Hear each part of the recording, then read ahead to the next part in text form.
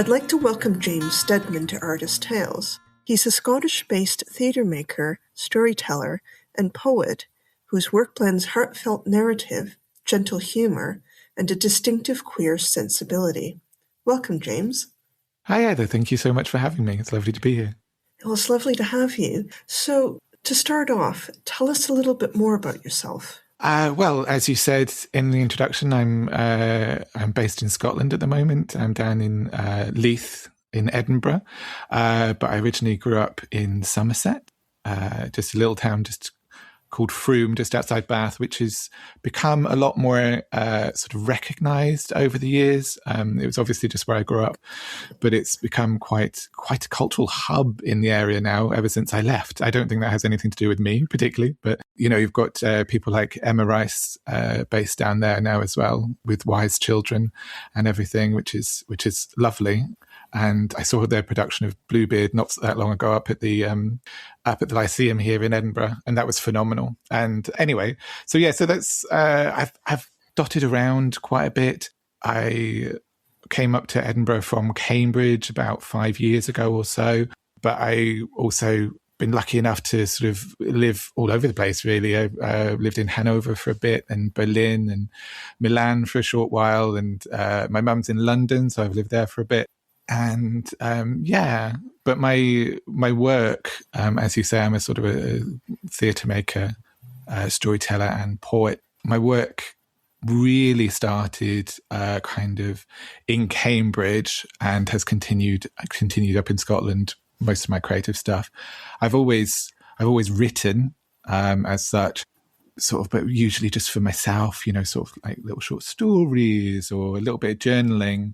Never particularly consistently diary. Like when I was traveling and stuff, I used to write memories of the day and stuff and try and make it a little bit lyrical. Or if people had birthdays and stuff, I'd write silly little poems in their cards and things like that. But it was mainly for me, because sort of growing up, sort of, it's my background is kind of, it is working class. You would call it working class as such. But it's never something that sort of at the time really sort of crossed my mind so much. So, but certainly being an artist or a writer was definitely never sort of something on the cards for when you grew up, what sort of things you could be. And so when I went to university up in St Andrews up in Scotland, and that was probably the first time sort of I really was aware of sort of real class distinction, I guess, there, because it's a beautiful university. I absolutely adore it, but it's quite there was quite a marked class thing there. It's sort of, I think at the time I was there, I think it was sort of 30% or something from public school folk there, and I just went to the local comp. But yeah, it's an interesting one really, because it's not, like I said, I didn't really have that major class awareness when I was growing up, but certainly moving in the circles that I've subsequently moved in, I kind of fall between many stools nowadays. But that distinction is sort of something that you're aware of, and you kind of try and hold on to. I wanted to sort of soften it out for the longest time. I mean, you can probably hear from my accent that it's sort of quite neutral and quite even a bit posh, and that sort of comes from sort of dotting around all over the place, really. But I've sort of more recently been looking back into sort of getting in touch with some of my heritage there as well with regards to that. So that's sort of that does sort of come up in my work. And otherwise, as you said as well, I'm a queer writer, and that's very important to me as well. And also, I write quite a bit on mental health as well. That's a major theme, because that's sort of, it's kind of where I guess sort of my creative journey this time started to some extent, in the sense that, I spent so long at uni. I was at uni I got an undergrad in German and Italian, and then stayed on for a master's in German studies, with looking at German film particularly. And then I went on and actually started a PhD, also still in German film, and I adored all of it. But sort of part of the PhD was kind of based around constructs of masculinity within the German film. And so deconstructing that, and it's, lots of people will probably tell you doing a PhD is quite lonely and quite hard. And it broke me kind of to some extent. So I did subsequently realize that I'd been struggling with my mental health for a while, but I had a sort of a breakdown basically, and moved back down with my dad in Somerset. And then, it sort of took me that took me out of the world for a couple of years, and I was due to go back to finish my PhD, but it got to the point of, a couple of months out, and I realized actually this is not necessarily good for me. And, I was sort of like, but I've invested 2 years in this already. What am I going to do?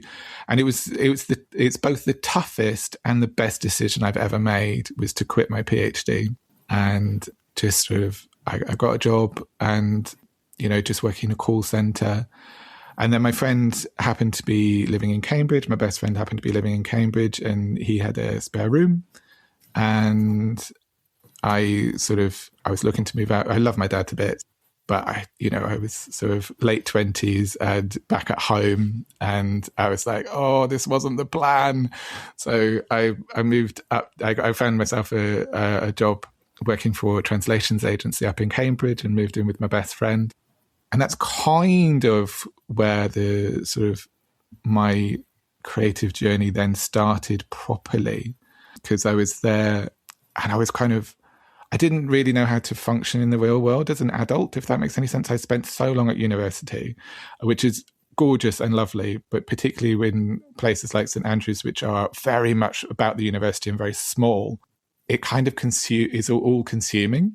So I was working in the real world, and I had my best friend, and he's awesome. Jacob is amazing.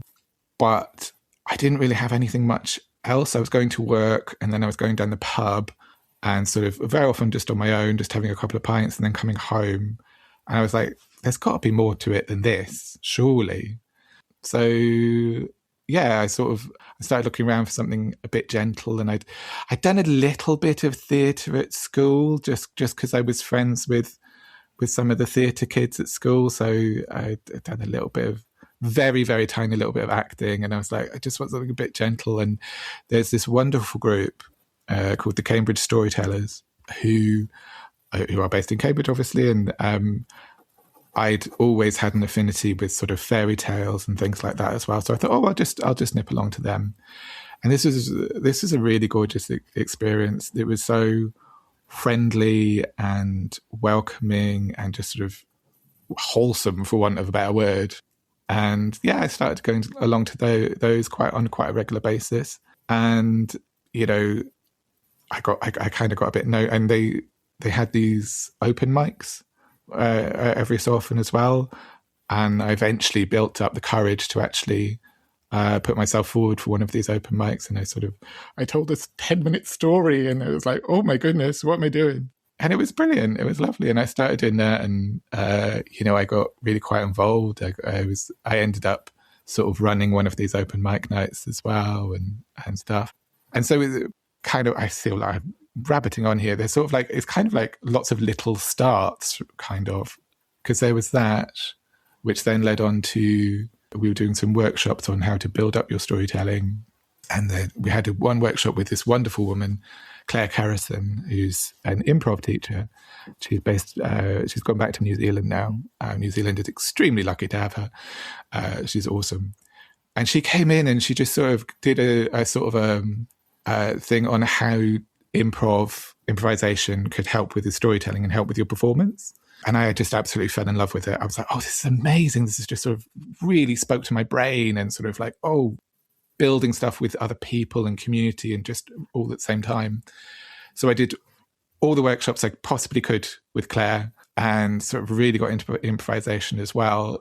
Yeah, there's sort of kind of a number of steps in between, but eventually I got together with a group of people, like-minded improvisers in Cambridge, and we formed a group called the Ministry of Unplanned Occurrences, which is, so it's an improv. It is improv. But our goal was kind of much more narrative. So there's lots of different types of improv. There's sort of like short form games and stuff, and then long form, which is more often more narrative based. And we wanted to build these stories, and we had love of theatre, and and we ended up putting on just these long form shows, telling stories, and we did lots of different genres. We did a steampunk one. We did sci-fi, we did fairy tales, we did sort of a kitchen sink one, and that was just amazing. And that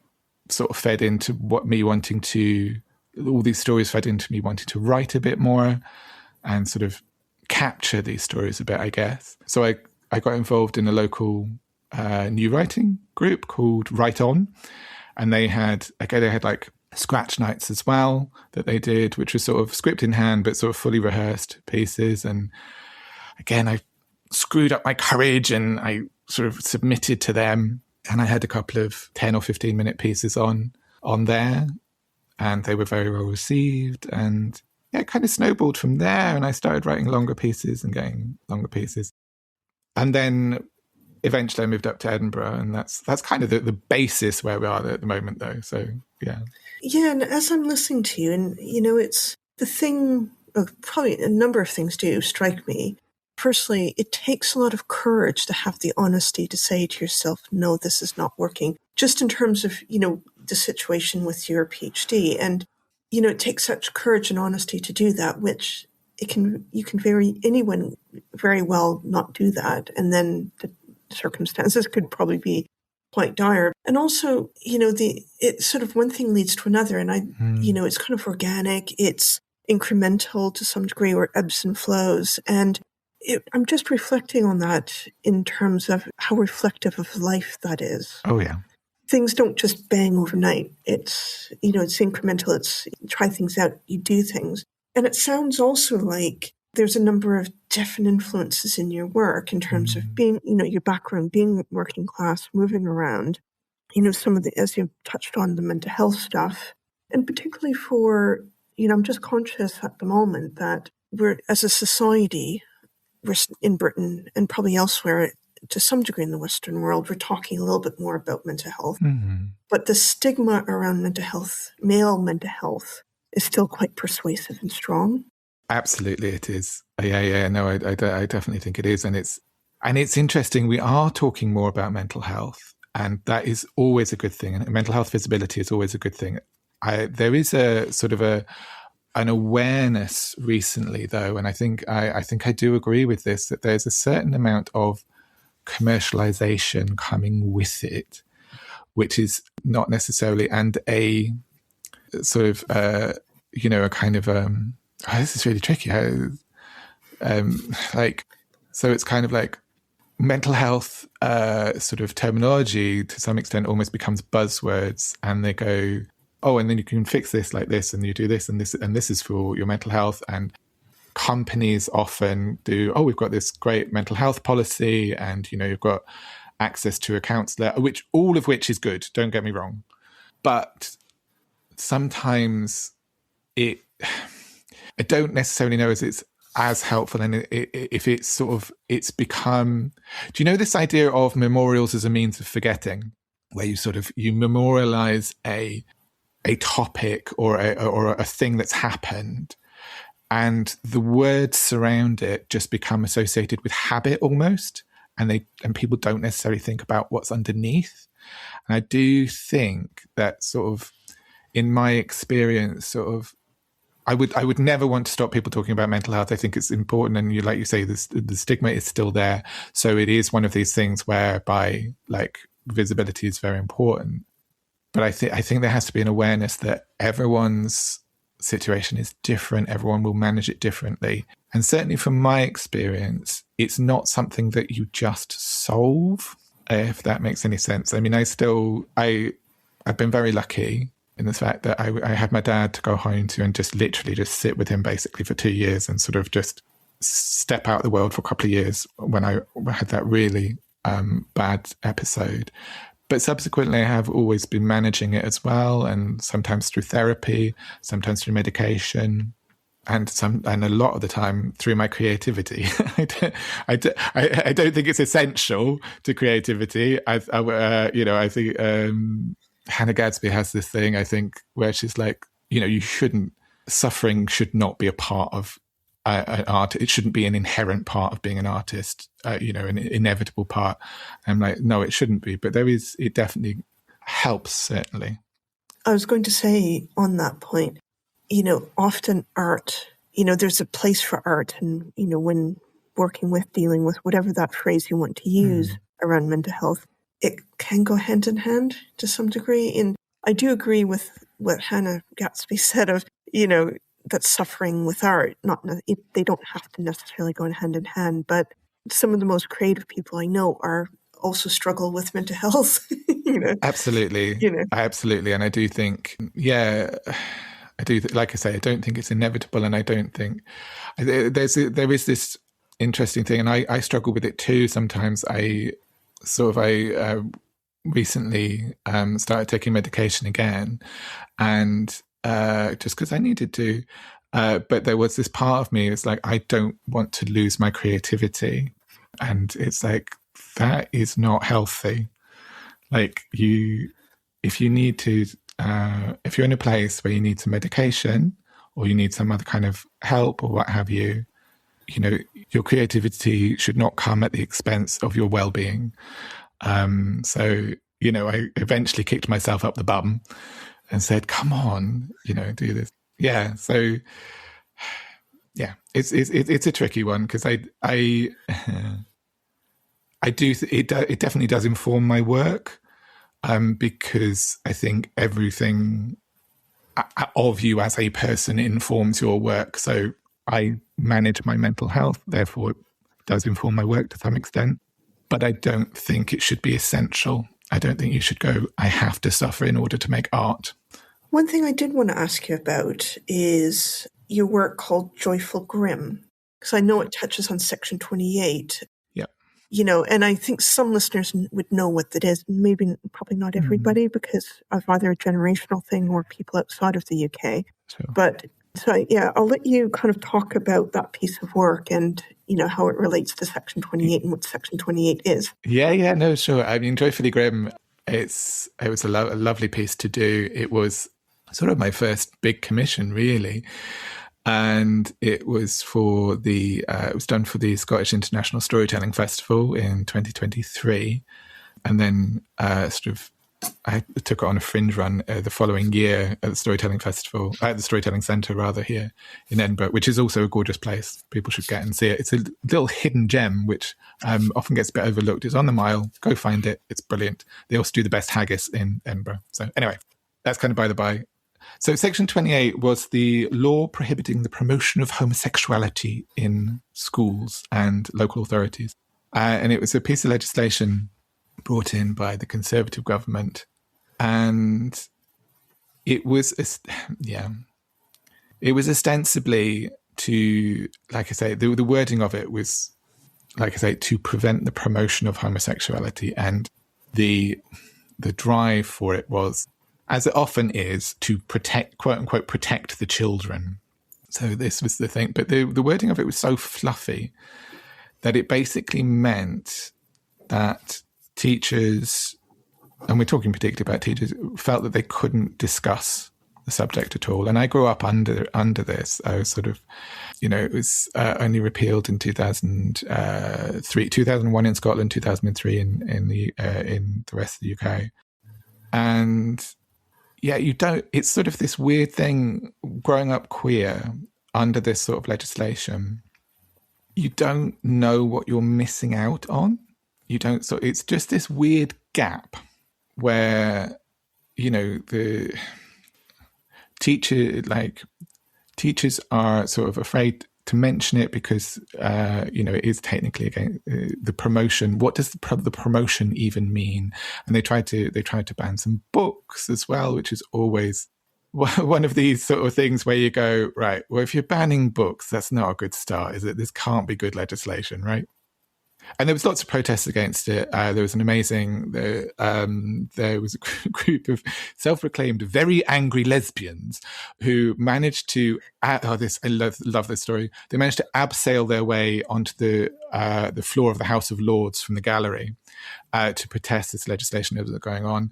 And they ended up, they also sort of stormed the BBC 6 o'clock news. This was at a time when, obviously, the 6 o'clock news on the BBC was a much bigger thing. You know, we had like the 5 channels, 4 even possibly back then. You didn't have all this streaming and stuff. So there were significant protests against it, but it still went through. And it stayed in place for, like I say, 15, 16 years, whatever that was. And it just meant, and I think it has, if you listen to, like Russell Tovey says something about it as well, and lots of people, queer people of our generation, kind of, even though homosexuality was legal, obviously, there is still because you weren't allowed to talk about it, there becomes this inherent shame that gets internalized. And sort of, I remember writing a letter even. It's tricky. I mean, some of this comes up in the show as well. Sort of, my dad and my family, I love them to bits. But my dad, you know, he was a conservative gentleman of a certain age. He wasn't great on the whole homosexuality thing. And, you know, I was nervous about coming out to him. And thankfully, he was absolutely fine. You know, he was great. Anyway, sorry, I get a bit tearful. He put his arms around me and he says, "You're still my son and you're still brilliant." So it was amazing. What that doesn't mean is, with this stuff where you're not allowed to talk about it, really and truly, you think it's right that you're not allowed to talk about it. There's sort of a certain, well, you can do. And you have this sort of internalized thing where you go, yes, we should protect the children. You know, I shouldn't, you know. And I actually wrote out a letter to the Daily Mail saying, I am a homosexual and Labour trying to repeal, you know, Section 28 is ridiculous. They should be concentrating on important matters of state. We do need to protect the children. I'm like, you know, I was a queer individual who was out to my family. And there was such internalized shame that I sort of fed into this narrative and wrote this letter to the, looking back on it, I'm like, what was I thinking?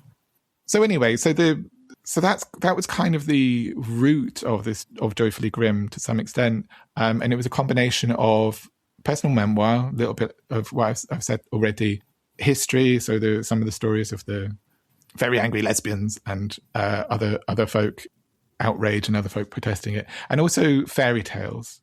And the reason it was that combination was it came from a root of, I was asked a little while ago, a couple of months before I started writing the commission, to tell a couple of stories for queer families. So there's, you know, a group of rainbow families here in Edinburgh. And they said, would you come and tell some stories? And I was like, oh yeah, no, I'll tell some stories. And I was looking through back through the fairy canon of fairy tales, thinking, oh, I'll have to adapt something. And then I sat there and I was like, actually, no, they tried to sort of take it away and hide it and stuff, but it's actually there. Queer people are everywhere. Queer people are there throughout history. And even within sort of like the sort of quite traditional grim fairy tales, right? There's a whole wealth of queer characters if you want to find them. And the one that I ended up with was the Frog Prince, and who's actually, with the original, one of the titles of it is Iron Henry. And the reason it's called Iron Henry is because at the end of this, when the prince is a prince again, and he's married the princess, his faithful companion comes back. And when the prince got turned into a frog, Iron Henry had 3 iron bars wrapped around his heart to prevent it from breaking, because he was so upset that he'd lost his prince. And as he drives off and he's reunited with the prince, these iron bars break and they fall off. And I'm like, I'm sorry, love. This is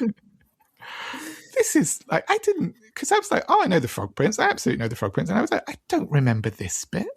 And so I was like, and though that sort of erasure of queer people from history felt very much echoing what was happening with Section 28, and sort of my sort of reclaiming of it almost as well. And so there was that, and obviously it also fed into the fact that, and it's getting, I was hoping it was going to get better, but it's actually got worse. The sort of, it's the same rhetoric coming around for trans and non-binary folk now. Protect the children. It's like, we've done this fight already. I'm sorry. This is just exactly the same. So it felt, timing-wise, it felt very appropriate because it was the 21st anniversary of the repeal in 2023 it was, and it was the so sort of there were lots of things stacked up, and I was like, I have to write this piece, and it was a lot of fun. I don't know, you can probably see, this is Ricky, Ricky the frog, yeah, Ricky the frog. Nice big green frog. He's a big green frog. He's amazing, and he was the star of the show. And I was like, so it's kind of, it was a fairy tale show for adults, really, or just kind of basically reclaiming an adolescence, which you kind of get denied. And it is better nowadays. Obviously, I mean, I absolutely adore seeing sort of Gen Z and Gen Alpha come out and going, I came out when I was 12. I'm like, what? That's amazing. I love you. Please never change. But at the same time, you're like, I very tentatively came out when I was 18, and I felt I was early. Do you know what I mean? But like I say, the rhetoric has not gone away. Some of the legislation might have done, but the rhetoric is coming back in a different form. And it's just, if we just need to keep telling our stories, basically, because we've always existed. Those stories exist. We keep existing. We're not going away. So it's so important to just keep telling our stories. I mean, I have also not necessarily you can see, but I have a little rainbow necklace that I wear every day, and it's partly for me, but it's also I do think it's important. Like if one little queer kid sees it and they're feeling lonely or what have you, and just go, oh, you can be a queer adult. There is, going back to the twee thing that it always said, it does get better. Do you know what I mean? And I think the visibility makes a huge difference. And I think with Section 28, so I'm from Canada, so we didn't have Section 28, but I think there were other kind of social norms and things. And also, don't forget, also kind of is coming out or at the tail end of the whole AIDS crisis. Absolutely. As well, which had a huge impact. So it's how I didn't have very many role models, growing up, even outside of the UK, and we didn't have that legislation necessarily. So it is that, can I see myself as an adult? Can I see myself doing X, Y, or Z? Or, and it is really important to, as you say, tell those stories so, people can have a reference point. Yeah, absolutely. And again, I'm going to pick up the Scottish scene a bit here as well. There is a lot of wonderful queer artists up here in Scotland as well. And it's tough being an artist at the moment, as you know, but there is a certain amount of, there's quite a lot of support and community within it. I mentioned the Scottish Storytelling Centre, and storytelling is often seen as quite a traditional art form, and it is, and there's lots of traditional stuff there. But what people like the Storytelling Centre do is they manage to bridge the gap between sort of, they have lots of traditional stuff on, but they also have lots of sort of more innovative stuff, I guess, not necessarily innovative, but sort of, there's a wonderful storyteller called Niall Morjani who's often there, and they tell beautiful queer fairy tales, and and they're also a person of colour. So there's sort of like this community up here in Scotland, sort of helping to tell tales which have sometimes been lost in the past, or sort of get bulldozed or rolled over by more dominant narratives. And there's it's exciting. It's brilliant. And I think it's so important to have those stories, because I think as humans, we really respond to stories more than anything else. So, maybe, can be seen, as you say, as a traditional art, but I think it comes up in different forms, maybe in the modern world. But we do still need storytellers?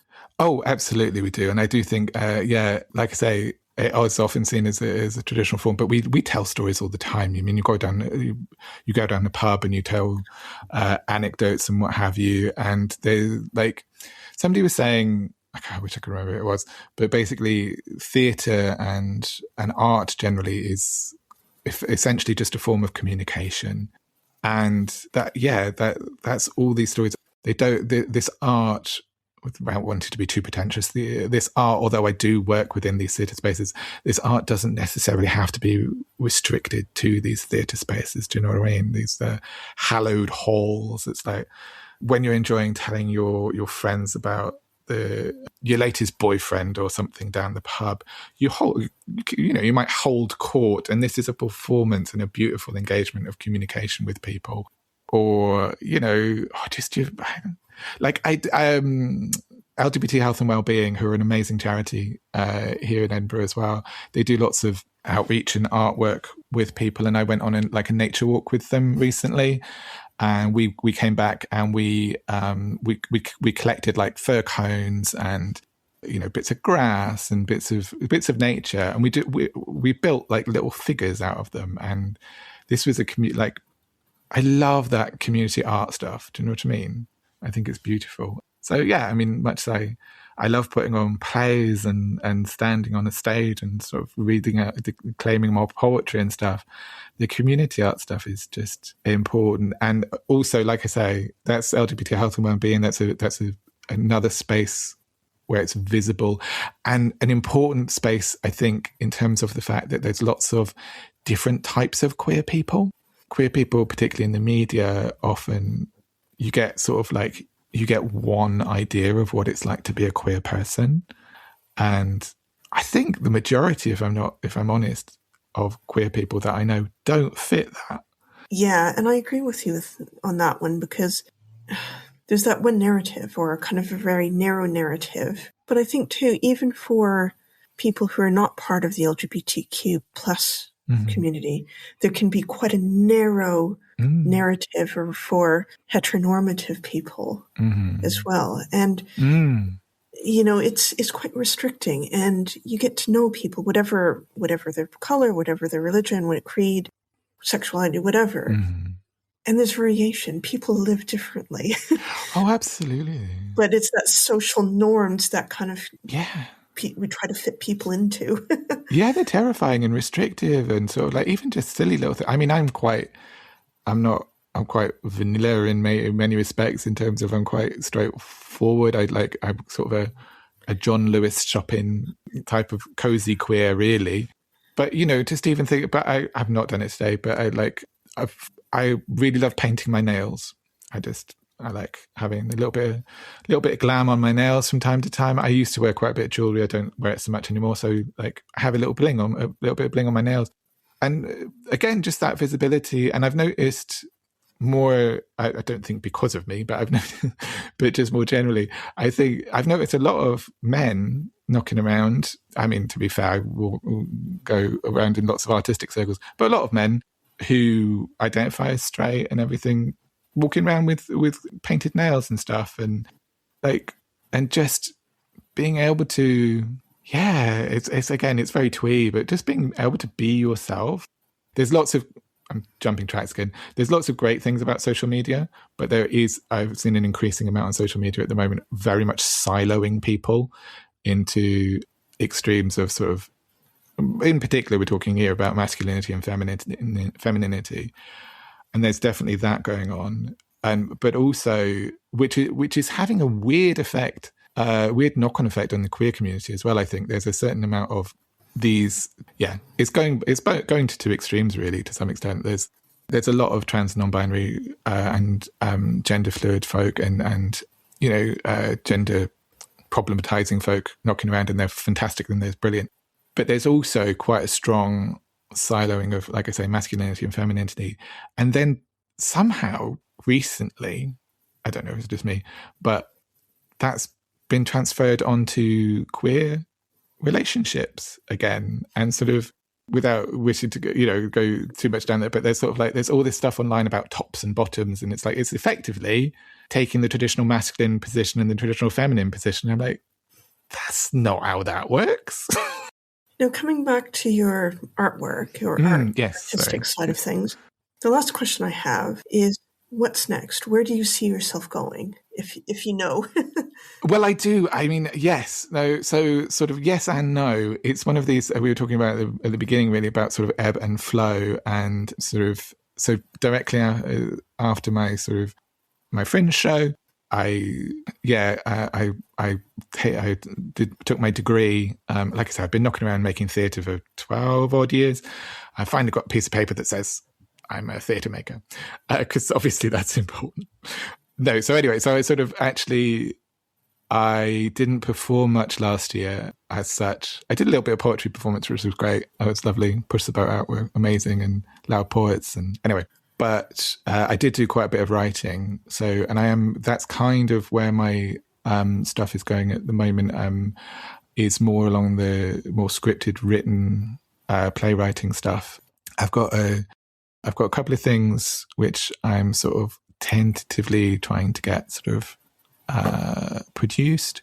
And I've also got I'm really thrilled. I can't talk too much about this at the moment because it's still very early days, but I've got a new commission for a piece which is so in my wheelhouse. It's going to be talking about sort of queerness and and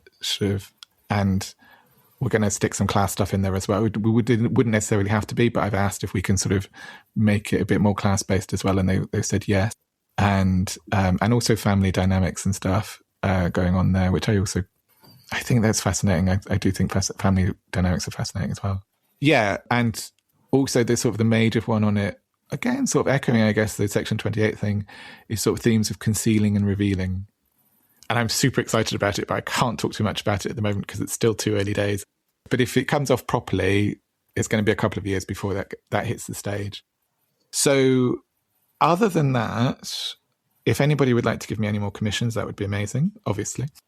And just trying to, just keep writing. As I said, I think I said at the top of the call, I've always written. So there's this weird thing of, always having written. I'm never going to stop writing, even if that's just for me. But obviously it's lovely to get stuff produced and performed. And one thing I will just quickly say as well, because I think it's important, and we were talking about kind of ownership and creativity, I think, and is kind of giving yourself permission to write. And that's something then, and giving yourself permission to like call yourself a writer or an artist. It took me so long to do that. Sort of, even nowadays, even sort of like saying that out loud, there's sort of a little bit of a catch in my throat, sort of going, don't be ridiculous. You're not an artist. That's just silly. You just dabble, you just doodle around and make silly little notes and things. And it's like, well, no, you've put on stuff, and you're right. And the reason I say that is because I think it's related to sort of self-esteem and mental health and all that kind of stuff. And it really does feed in. And I think it's a thing, without wishing to be too pretentious, it's a thing that folk need to hear, I think. I think a lot of people do just sit there and go, oh, I can't do that. It's just silly. It's like, no, do it. You're a human being. You're creative. Make things, please. And I think the thing I'm hearing is you're good enough. Absolutely.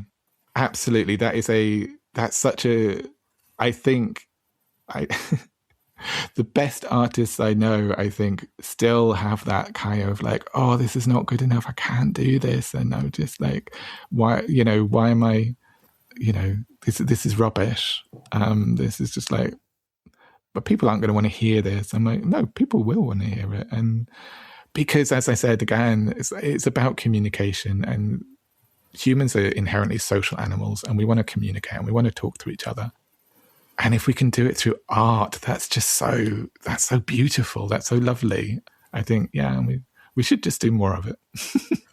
I completely agree. And on that note, I'd like to thank you for talking to us. It's great having you as a guest. Thank you so much, Heather. It's been amazing being here. Thank you.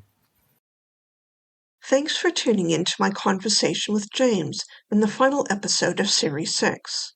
His work brings a rare mix of vulnerability, political awareness, and imaginative flair. More information on James is in the show notes. This series may be wrapping up, but the journey continues. I'm already looking forward to bringing you more artistic voices in the next series. Until then, stay curious and keep creating.